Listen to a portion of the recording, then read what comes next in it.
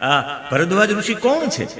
સામાન્ય ઋષિ નથી. એક પ્રયાગમાં રહેવા વાળા, પ્રયાગમાં આશ્રમ રાખવા વાળા નહીં. ઋગ્વેદના સૌથી મોટા ઋષિ છે. 765 મંત્રોના મંત્રદ્રષ્ટા છે. જેને સમાધિમાં બેસી ગયા ને 765 મંત્રો જેને માનસમાં આવ્યા એને દેખાણા.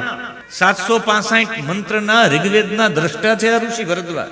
ભરદ્વાજની સ્મૃતિ આજે પણ પ્રસિદ્ધ છે. ભરદ્વાજ સ્મૃતિ, ભરદ્વાજજીની સંહિતા એટલી જ પ્રસિદ્ધ છે. આયુર્વેદના નિષ્ણાંત છે, એને એક ગ્રંથ લખ્યો છે આયુર્વેદ સંહિતા. ઇન્દ્ર પાસેથી આયુર્વેદનું જ્ઞાન જેણે ગ્રહણ કર્યું છે એવા જ્ઞાની વ્યક્તિ છે.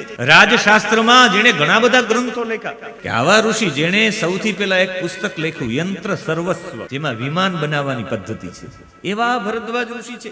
અને એવા ઋષિ જેણે આખા કાશીને ઊભું કર્યું. કોઈ મને કહે કાશીને ઊભું કરવામાં શ્રેય કોનો છે, તો હું કહીશ કે ભરદ્વાજ ઋષિનો છે.